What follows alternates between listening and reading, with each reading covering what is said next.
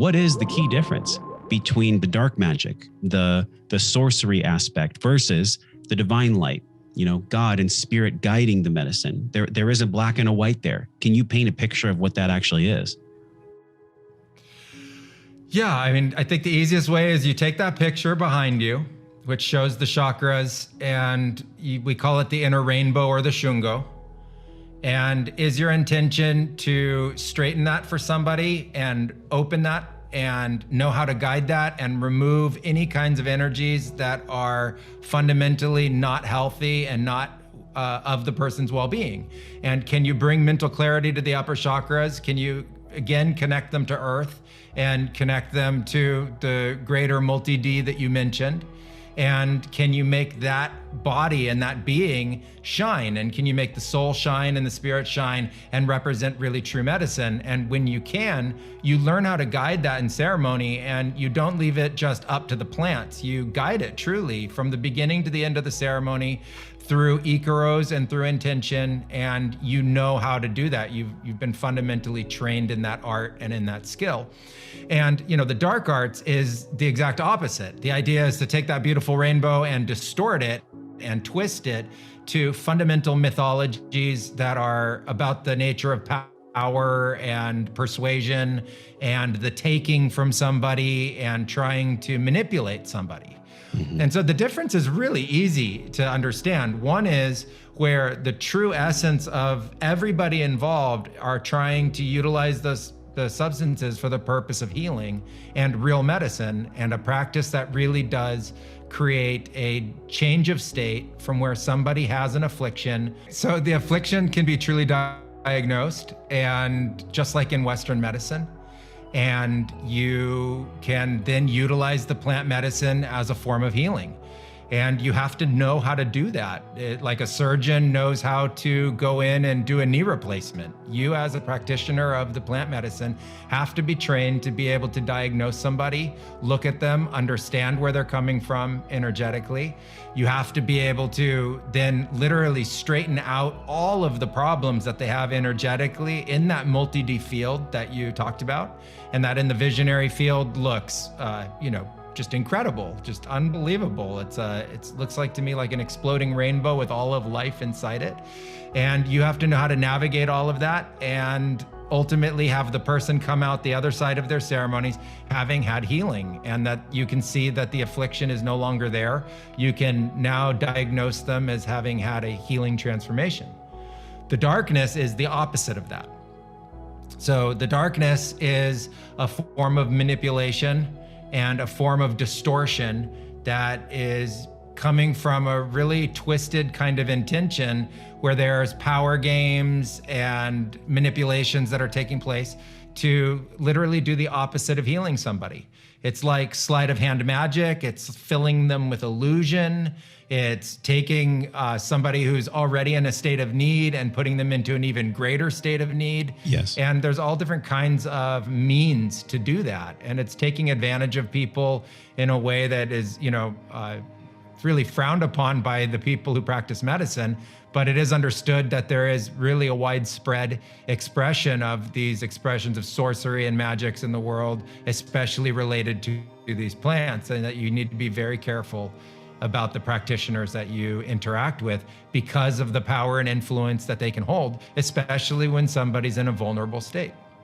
Yeah, there's this phrase in the Bible that I just thought of, and I'm not a religious man, but it was profound, and it was, to those who have nothing, more will be taken, and to those who have everything, more will be given. And I think the same thing applies when it comes to predatory practices in plant medicine, because when people are, like you said, in their deepest need, when they're on their knee and they truly want to heal, but they're so blinded by their own pain that their internal faculty of being able to decipher if they can trust someone, if they can intuitively feel someone's either dark or light energy, that's the part that I want to dig in with you today on. Because if affliction can be diagnosed, and a skilled practitioner who spent 5, 10, 15 years training from his or her teachers in the jungle, that is a very devoted path that requires incredible sacrifice and dedication. Yet in ceremony, how does one go into ceremony and know that that person is pure, versus they might look and breathe and smell exactly like somebody who's been doing it for 6 months and has that dark hand that they want to pass over everyone. How do we do this? Is there a guide? Is there a template? Is there something to look for or feel to decipher in ceremony if somebody's dark or light? I think there is. I think you fundamentally are the litmus test of the other people that are there, are the practitioners. And so I've always said the very first thing is that the eyes are the window to the soul. And so look at somebody in their eyes and see the practitioner and really look at them, ask them questions, see if they're open with you, see if they speak in a way that makes sense to you, if they're clear about what they're talking about.